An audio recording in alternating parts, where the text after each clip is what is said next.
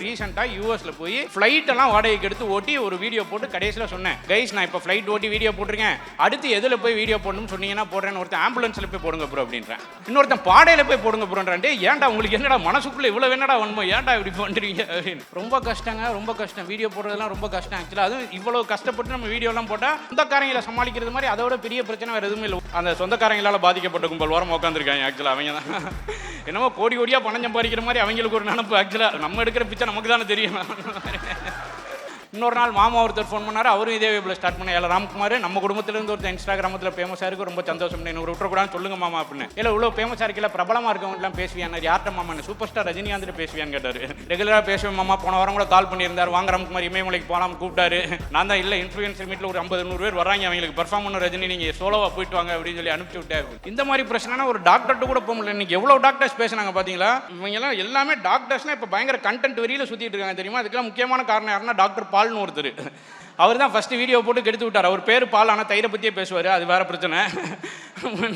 பால் வந்திருக்காரா? வராருன்னு சொன்னாங்க, இன்னும் வரலன்னு நினைக்கிறேன். எங்கள் ஏரியாவில் அன்றைக்கி என் டென்டிஸ்ட் இல்லைங்க, அதனால் நான் மேடவாக்கத்தில் ஒரு டென்டிஸ்ட்டை போனேன். அவங்க என்னை பார்த்தோன்னே அண்ணாச்சி அப்படின்ட்டு க்ளோஸ்அப்பில் கேமரா வச்சுட்டு பெரிய கிளிப்பாக போட்டாங்க. நான் ஆன்னு ஆடிக்கிட்டு இருக்கேன். ஹலோ வியூவர்ஸ், வந்திருக்கிறது நம்ம அண்ணாச்சி, அவர் பல்லில் பூச்சி, அதை எடுத்து விட்டா பூச்சி, சீசன் 1 எபிசோட் 1 அப்படின்னாங்க. எது எத்தனை சீசன் எத்தனை எபிசோடுக்கு என் வாயை போட்டு நோட்ட போறீங்க, என்னையா பிரச்சனை உங்களுக்கு அப்படின்னு. அதுவும் டாக்டர்ஸ்லாம் இப்போ போகிறத விட டாக்டர்ஸ்க்கு ஷோ பண்ணுறதுலாம் ரொம்ப கஷ்டமாக இருக்குது. இப்போ ரீசெண்டாக ஒரு டாக்டர் வந்து என்னை ஒரு ஷோக்காக புக் பண்ணார். அந்த ஷோவோட கான்செப்ட் என்னென்னா, அவங்க ஹாஸ்பிட்டலில் இது வரைக்கும் ஒரு 500 பேஷண்ட்ஸுக்கு ஹார்ட் சர்ஜரி பண்ணி ஹார்ட்டில் வால்வ் வச்சுருக்காங்க, பைபாஸ் சர்ஜரி பண்ணி. 500ன்றது ஒரு மைல் ஸ்டோன் நம்பர்னால அவங்க 500 பேஷண்ட்ஸ் இன்வைட் பண்ணி அவங்களுக்காக ஒரு ஷோ. நான் போயிட்டேன், நல்ல ஜோக்கெலாம் எழுதிட்டு போயிட்டேன். இப்போ பர்ஃபார்ம் பண்ணலான்னு போனால் ஸ்டேஜுக்கு போகிறப்ப அந்த டாக்டர் வேகமாக பக்கத்தில் ஓடி வந்தார்.